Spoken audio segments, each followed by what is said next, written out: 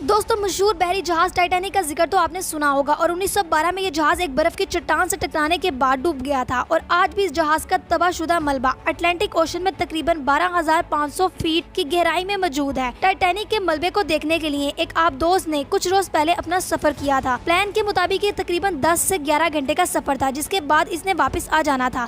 लेकिन सफर शुरू करने के 1 घंटे 45 मिनट के बाद सतह समुद्र पर मौजूद अपने जहाज से इसका राब्ता खत्म हो गया, जो अभी तक बहाल नहीं हो सका।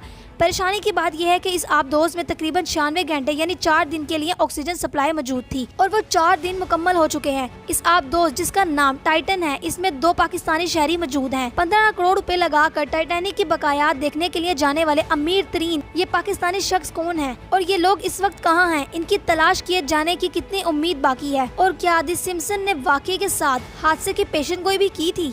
अभी क्या सूरत हाल है, इस बारे में मुकम्मल जानने के लिए वीडियो को आखिर तक जरूर देखिएगा। दोस्तों, मेरा नाम है मानूर और आप देख रहे हैं फैक्ट WY। अगर आपने अभी तक इस चैनल को सब्सक्राइब नहीं किया तो इसको सब्सक्राइब और बेल आइकन को प्रेस कर लें ताकि आपको नई आने वाली वीडियोस की अपडेट मिल सके। तो शुरू करते हैं। दोस्तों, टाइटैनिक एक बहुत ही बड़ा बहरी जहाज था। 1912 में इसमें एक बड़ी पार्टी का इनेकाद किया गया था, जिसमें इस वक्त ही कई अमरा शामिल थे।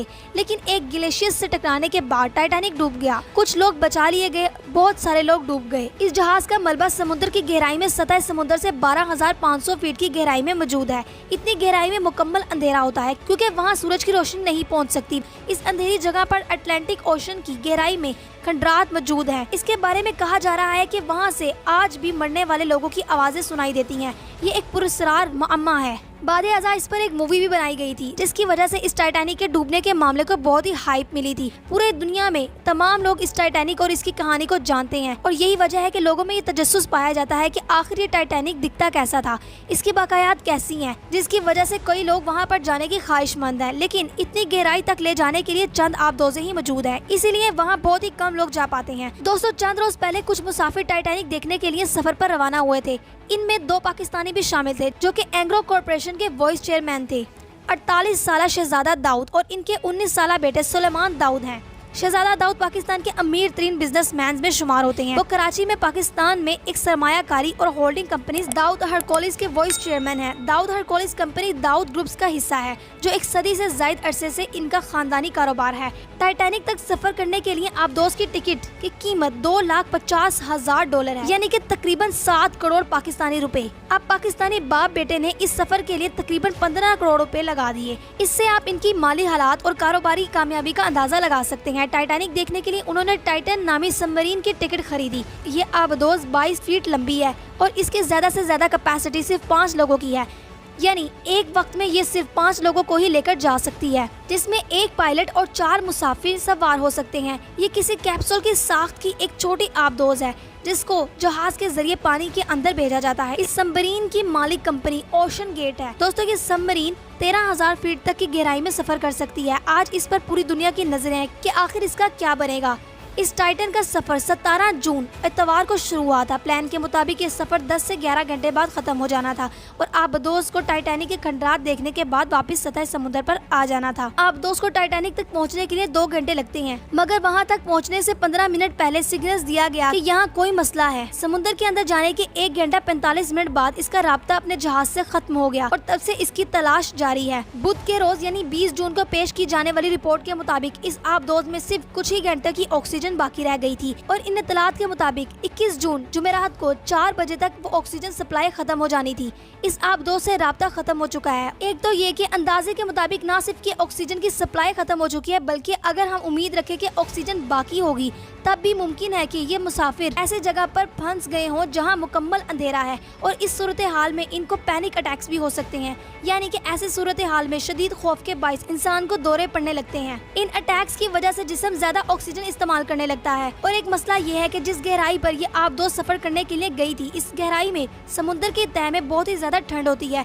इस तरह की जगह पर मुसलसल रहने से लोगों को हाइपोथर्मिया की बीमारी हो सकती है, यानी कि शदीद ठंड की वजह से इनका जिस्म गलने लग सकता है। दरअसल सरकारी एजेंसियां इस कदर गहराई पर ऑपरेशंस नहीं करती, जिसकी वजह से इंतहाई गहराई में फंसे लोगों की मदद करने का तजर्बा भी ना होने के बराबर है। दुनिया में सिर्फ चंद लोगों ने ही इस गहराई तक सफर किया है। अगर आप दोस्त सलामत रहती है तो मुसाफिरों के बचने का इम्कान होता है, लेकिन अगर किसी वजह से आप दोस्त को कोई नुकसान पहुंचता है तो समुद्र के शदीद दबाव की वजह से मुसाफिरों के बचने का कोई इम्कान नहीं होता।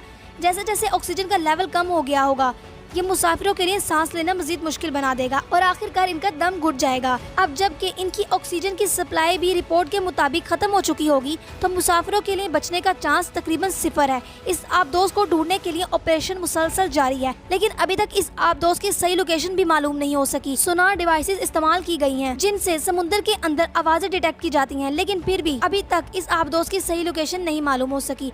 पहले इस आबदोज को डिटेक्ट किया जाएगा, यानी इसकी सही लोकेशन मालूम की जाएगी, और इसके बाद इसको वापस साहिल समंदर तक लेकर आना एक अलग मुश्किल मरहला होगा। मसला ये है कि दुनिया में बहुत ही कम ऐसी आबदोजें हैं जो इतनी गहराई तक सफर कर सकती हैं, जितनी गहराई तक टाइटन गई थी। अब इसको रेस्क्यू करने के लिए ऐसी आबदोजें चाहिए जो कि इतनी गहराई तक जा सके, लेकिन चूंकि इनकी तादाद बहुत ही कम है, इसीलिए तलाश करने में परेशानी का सामना करना पड़ रहा है।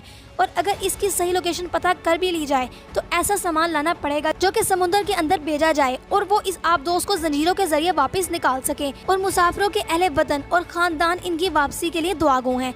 दोस्तों, अब तक कई लोगों की तरफ से ये सवाल भी उठाया गया है कि अटलांटिक ओशन में ये वही जगह है जहां टाइटैनिक भी डूबा था और ये आबदोज भी वहां जाकर गुम हो गई है और इसका राब्ता खत्म हो गया है। तो सवाल ये है कि वहाँ ऐसी कौन सी चीज या कुव्वत है जहाँ जाकर जहाज डूब जाते हैं और इनका राब्ता खत्म हो जाता है। इससे पहले साइंस ने जो ब्लैक होल और बरमूदा ट्रायंगल दरियाफ्त किए थे, दोस्तों इसी तरह की कोई दिलचस्प कहानी यहाँ भी शुरू होती नजर आ रही है, जिससे वक्त के साथ ही पर्दा उठेगा। इस आबदोज में पाकिस्तानी शहरियों के अलावा जो लोग मौजूद हैं, इनमें बरतानवी ताजिर हमेश हार्डन, फ्रांसीसी एक्सप्लोरर पॉल हेनरी और इस जहाज को चलाने वाली कंपनी ओशन गेट के CEO शामिल हैं। दोस्तों, इस मौका पर जबकि टाइटन की तलाश जारी है, एक रईस नामी शख्स की तरफ से टाइटन के सफर के बारे में राय सामने आई है। वो पहले 4 बार टाइटन सबमरीन में सफर कर चुके हैं। इसका कहना है कि हर दफा आबदोज का राब्ता जहाज से खत्म हो जाता है और हर दफा लगता था कि जैसे ये बहुत ही खतरनाक चीज हो। उन्होंने ये भी बताया कि सफर करने से पहले इन्हें ऐसे कागजात पर दस्तखत करने पड़े थे जिसके पहले सफर पर ही 3 दफा मौत का जिक्र किया गया था।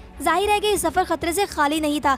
पानी के अंदर 13,000 फीट की गहराई तक जाना कोई मामूली बात नहीं। रईस ने यह भी बताया कि एक दफा जब वो रिसर्च करने के लिए टाइटैनिक के खंडरात को देखने गए तो इस आबदोज में कोई GPS नहीं था, यानी लोकेशन मालूम करने के लिए कोई आला नहीं था, जिसकी वजह से इन्हें टाइटैनिक तक पहुंचने में 3 घंटे लगे, हालांकि वो इससे 500 रिनार्ड की दूरी पर थे।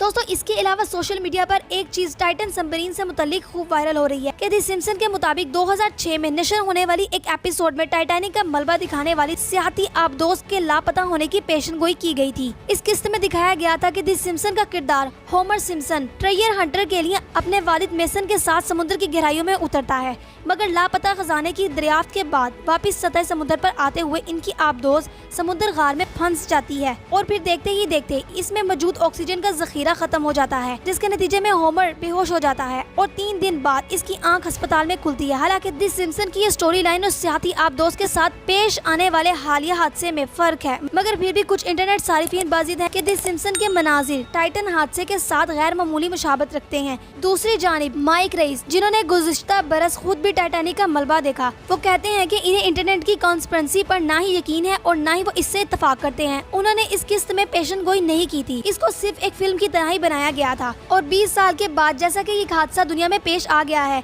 तो ये महज एक इत्तेफाक है। 1989 में शुरू होने वाले द सिम्पसन कार्टून को आज तक शोहरत हासिल है, मगर इसकी वजह सीरीज में दिखाए गए 1.5 लाख से ज्यादा कॉमेडी सीन्स नहीं, बल्कि इन वाकयात का मौजूदा दौर में रूनमा होना है। द सिम्पसन की एक किस्त में मुबैना तौर पर कोरोना वायरस से मिलती जुलती कैफियत, जबकि दूसरी तरफ कैपिटल हिल पर हमले का मंजर, ट्रंप को अमेरिका की सदारत मिलना, कैमला का नायब सदर मुंतखब होना, स्मार्ट वॉच का आइडिया मुतारिफ करवाना और इसके अलावा मलका बरतानिया की मौत की तारीख से मुतल्लिक इन कार्टून की मुबैना पेशन गोई भी इंटरनेट पर खूब वायरल हुई थी। दोस्तों, कुछ लोगों का कहना है कि ये सबमरीन जिसका वजन कई टन है पे आउट करके अपना वजन गिराती है। तो इस तरह से हमने अक्सर सुना है कि जब जहाज को अपनी रफ्तार को बढ़ाना होता है तो वो अपना पेलोड गिराते हैं, यानी जो अजाफी चीजें होती हैं वो गिरा देते हैं। अगर ये सबमरीन भी अपना पेलोड गिराती है तो वो हो सकता है कि गहराई से ऊपर आ जाए, लेकिन अगर ये अपना पेलोड नहीं गिराती, यानी कोई और टेक्निकल वजूहात हो गई हैं, तो इसके बाद वाहिद ऑप्शन सिर्फ रेस्क्यू टीम ही है जो इनको बचा सकती है। अब क्या होगा ये अल्लाह ही बेहतर जानता है। तो दोस्तों उम्मीद है कि वीडियो आपको पसंद आई होगी, तो चैनल को सब्सक्राइब करके वीडियो को लाइक करना मत भूलिएगा।